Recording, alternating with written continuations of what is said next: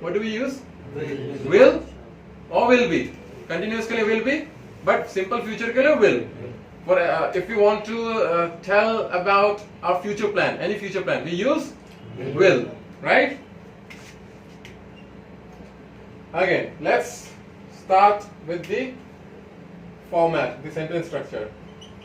Subject plus auxiliary verb plus verb plus object. Okay. Now, let's say the verb is, मेरा plan है दिल्ली जाने का कल. Okay, तो उसको मैं इंग्लिश में कैसे बोलूंगा? मैं बोल रहा हूँ मैं कल दिल्ली जाऊंगा, मेरा प्लान है, मैं कैसे बोलूंगा? I will go to Delhi. I is the subject, will is the auxiliary verb. I will go to Delhi. object क्या है? Delhi. Delhi. Now what is the time? Tomorrow. Tomorrow. इसमें ना ये जो स्ट्रक्चर मैंने आपको बेसिक स्ट्रक्चर दिया था, इसके साथ मैंने आपको वो टाइम और लोकेशन भी लिखाया था शायद. नो? तो ये जो बेसिक स्ट्रक्चर है, subject auxiliary verb plus object, इसके बाद अगर आपको जो भी काम है, जो वर्ब है, उसका जो टाइम और लोकेशन है, इंग्लिश में that is usually in the end. Plus location Can't I use before the Plus? sentence? Time. I'm sorry? Can't I use before the before starting the sentence? Tomorrow I'll go to. We do. We can use the time before we start the sentence, like at the beginning of the sentence. But that's another scenario. Situation अलग रहता है. उसके बारे में we'll learn later on. But that is In possible. general sentence में, general communication में जब हम बात करते हैं, तो ये जो टाइम जो होता है और जो लोकेशन रहता है, वो हमेशा एंड में आता है. ओके, जैसे मैंने कल तुमको देखा डीमार्ट के पास. काम क्या है? देखने का. कहां पर देखा? लोकेशन क्या है? डीमार्ट. मैं ये नहीं बोलूंगा at DMart yesterday at DMart I saw you. नहीं, मैं बोलूंगा I saw you at DMart yesterday. I saw you at DMart or I saw you near DMart yesterday. This is clear, everyone? Location और time हमेशा end में आता है, हमेशा in the sense generally, usually end में आता है. Okay? Now, moving on. So this is future, right? This is talking about my future. I'm talking about my future plan. I will go to Delhi tomorrow. Now, sometimes in some situations, कुछ ऐसे time पे हम लोग present continuous tense में future बताते हैं. कैसे होता है? मैं इसी चीज को, जो प्रेजेंट कंटिन्यूअस फॉर्म क्या होगा? I am. आई के साथ क्या यूज होता है? एम. एम के साथ अभी कौन सा फॉर्म आएगा? गो का going. I am going to Delhi. अगर मैं यहीं पर रुक जाऊं, I am going to Delhi, इसका मतलब क्या होगा? मैं अभी दिल्ली जा रहा हूं, राइट? Present continuous. बट इसी प्रेजेंट कंटिन्यूअस को मैं कन्वर्ट कर सकता हूं फ्यूचर टेंस में. In this I can convert this into this. How? इसी सेंटेंस के एंड में मैं बस फ्यूचर का एक टाइम डाल दूंगा. मैं अगर सेम टाइम यहां पे डाल दूंगा, एक फ्यूचर का टाइम.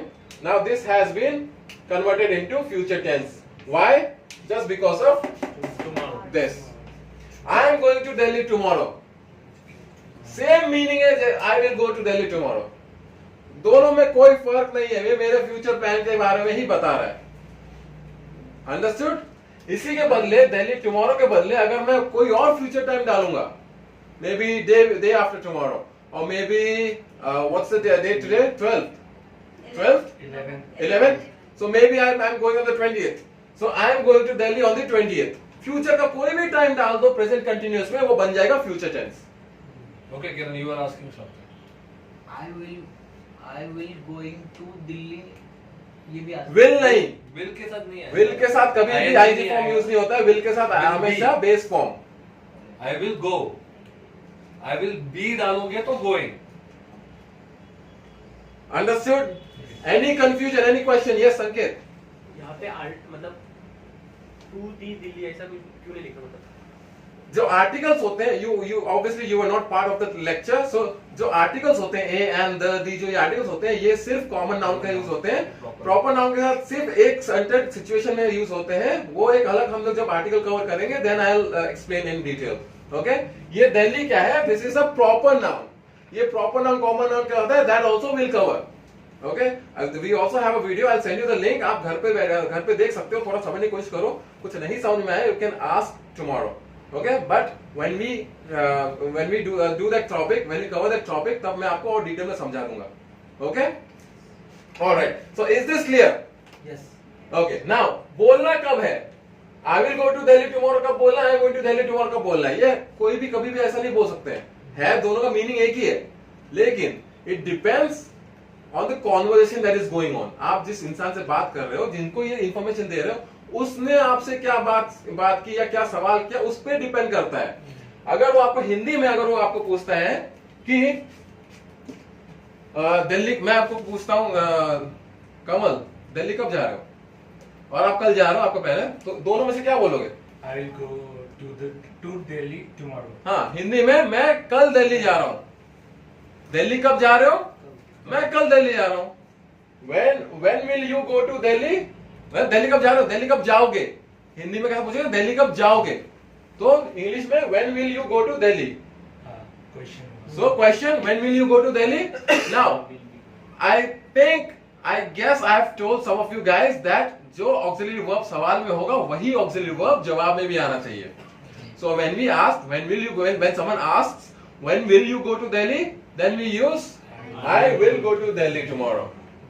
Okay, एक एग्जाम्पल समझ गया। बट अगर किसी ने ये पूछा कि कल क्या कर रहे हो या कल कहां जा रहे हो, हिंदी में कल क्या कर रहे हो या कल कहां जा रहे हो, इंग्लिश में इंग्लिश में where are you going tomorrow, कल कहां जा रहे हो, वेयर आर, सवाल में भी auxiliary verb to be form में है are, where are you going tomorrow, और What are you doing tomorrow? Are क्या है, टू बी फॉर्म का, टू बी वर्ब का एक एलिमेंट है, right? Am, is, are, was, were. So are am के साथ तो यूज होता नहीं है, आई के साथ यूज होता नहीं है, बट आई के साथ क्या यूज होता है, एम यूज होता है। So when someone asks where are you going tomorrow, then you can not say I will go to Delhi tomorrow. कोई अगर आपको पूछता है कि कल कहां जा रहे हो या फिर कल क्या कर रहे हो, आप ये नहीं पूछते मैं कल दिल्ली जाऊंगा, आप क्या बोलेगा, मैं कल दिल्ली जा रहा हूं। ओके, समझ में आया सबको? So you can ask this way also, no? When are you going to Delhi? Yes, when are you going to Delhi? Yes, I am going to Delhi tomorrow. Same, see, understand this. Are you पे पूछा तो सवाल में अगर to be auxiliary verb है तो जवाब में भी to be auxiliary verb आएगा। सवाल में अगर दूसरा modal auxiliary verb है, will is a part of modal auxiliary verb। जो ऑक्सिलरी वर्ब सवाल में पूछा जाएगा जवाब में भी वही ऑक्सिलरी वर्ब आएगा। This is a general rule, कुछ कभी कभार एक्सेप्शंस होते हैं, we will cover those exceptions as well. Did everyone get this point? Did everyone understand? Yes? No? उसको बोलना पड़ रहा है, नो मेरा मुंह देख के बोलते हैं, भाषा देते हैं सर मेरे को, वो कब से देख रही है, अभी मैं हाँ बोलूंगी तो फंसूंगी, तो खुद ही नो बोलती। सुनो, मैं हिंदी में पूछता हूँ पहले। ओके, हिंदी में आपसे मैं पूछूंगा कि आप समझ लो, फर्स्ट करो, जस्ट इमेजिन, अज्यूम दैट आप कल कॉलेज जा रहे हो। ओके, कल आपका प्लान है कॉलेज जाने का। ओके, ऐसा अज्यूम करो। तो मैं आपसे पूछूंगा कि आप कॉलेज कब जा रहे हो, हिंदी में कब जा रहे हो, आप क्या जवाब दोगे हिंदी में? कल जा रही हूं, कुछ हो रहा है, कुछ कर रहे हैं, इसके लिए क्या यूज होता है, I N G form. I N G form use होता है ना, कुछ कर रहे हैं, कोई एक्शन हो रहा है, कुछ कर रहे हैं।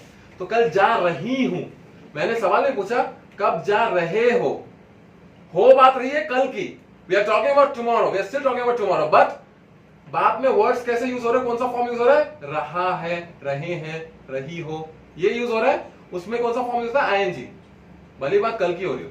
तो यहाँ पे इंग्लिश में भी हम कैसे पूछेंगे, अगर मैं सवाल करूंगा तो I use the ING form, when are you going to the college. तो जवाब में आप क्या बोलोगे? Yes, I am going to the college tomorrow tomorrow. Tomorrow. इतना समझ गया? क्योंकि मैंने पूछा व्हेन आर यू गोइंग, मैंने आईएनजी में पूछा, आप जवाब भी आईएनजी में दोगे।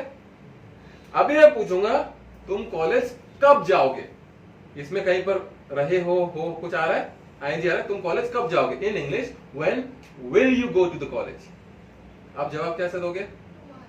हिंदी में कैसे जवाब? पूरा सेंटेंस बनाओ, सिर्फ टुमारो नहीं, पूरा सेंटेंस बनाओ। पहले हिंदी में बनाओ। कब जाओगे, कब जाओगे कॉलेज का, सॉरी कब जाओगे कॉलेज, कल जाऊंगा। कल कॉलेज जाऊंगी, है ना, जा रही हूं नहीं है, कल कॉलेज जाऊंगी। वो क्या है, फ्यूचर प्लान। वो फ्यूचर प्लान किससे बनाते हैं? Will say. सो जब मैं अगर इंग्लिश में पूछूंगा when will you go to college, तो आप क्या बोलोगी? I will go to college tomorrow. Tomorrow. Meaning एक ही है ना, मीनिंग एक ही है, जाना तो कल ही है, कॉलेज ही जाना है, कल ही जाना है।